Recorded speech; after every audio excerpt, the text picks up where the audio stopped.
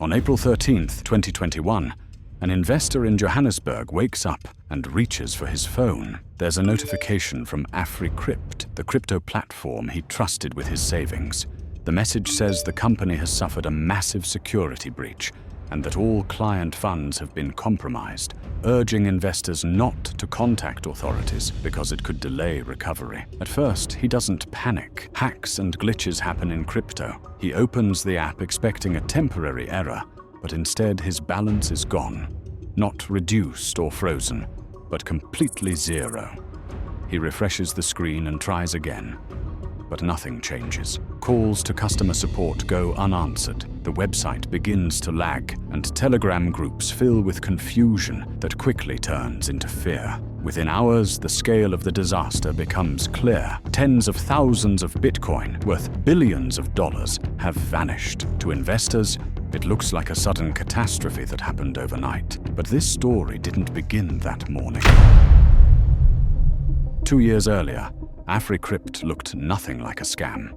The founders, brothers Amir and Rais Kaji, were young, articulate, and confident. They spoke fluently about Bitcoin, artificial intelligence, and financial freedom, promising a proprietary AI trading system capable of generating consistent daily profits, sometimes as high as 10% per day. The explanation sounded technical enough to feel legitimate, but vague enough that most people didn't question it. Investors were told the algorithm worked quietly in the background, exploiting market inefficiencies faster than any human trader could. At first, everything appeared to work. Early investors saw their balances grow, withdrawals were processed, and trust spread through friends, family, and respected public figures rather than traditional advertising. Celebrities promoted the platform, well-known athletes invested, and even people with political influence spoke positively about AfriCrypt. Each endorsement lowered skepticism, making the platform feel safe rather than risky. As confidence grew, deposits increased. Small investors sent what they could afford. Larger investors followed with 6- and 7-figure sums, and some even sold traditional assets to move fully into AfriCrypt. By late 2020, the platform was handling enormous volumes of Bitcoin. But beneath the polished branding, something critical was missing. There were no public audits, no independent verification, and no regulatory oversight. Everything depended on trust in the founders, and that trust is exactly what made the next phase possible. From 2019 onward, investors sent Bitcoin directly into wallets controlled by AfriCrypt. These were not exchange custodial accounts, but private wallets, with keys ultimately controlled by Amir and Rais Kaji. On the blockchain, there was no evidence of active trading. Bitcoin flowed in, but very little ever flowed out, except to pay early investors, a classic warning sign.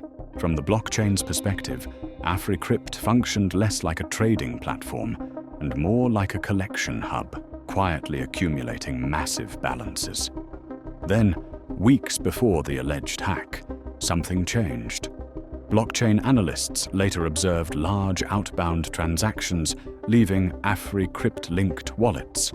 At first, the movements were small, almost like test transfers, but over time they grew steadily larger. Instead of sending funds directly to major exchanges where transactions could be monitored or frozen, the Bitcoin was routed through intermediary wallets, fragmenting the trail. From there, the funds were passed through mixing services designed to blend coins from thousands of wallets together, breaking clear on-chain links between sender and receiver. After mixing, portions of the Bitcoin were reportedly converted into other crypto assets, including stablecoins, reducing exposure to price volatility during the exit. Some analysts believe parts of the funds were later moved into privacy-focused cryptocurrencies, such as Monero, where transaction histories are intentionally obscured, though this has never been publicly confirmed by authorities. By the time AfriCrypt announced the hack, much of the money had already been pushed far beyond easy recovery. Back in the real world, the investor is still refreshing his screen. The office address leads to a modest house rather than a high-tech trading firm. Employees report their system access had been revoked days earlier, and the founders stop answering calls entirely. When investigators check travel records,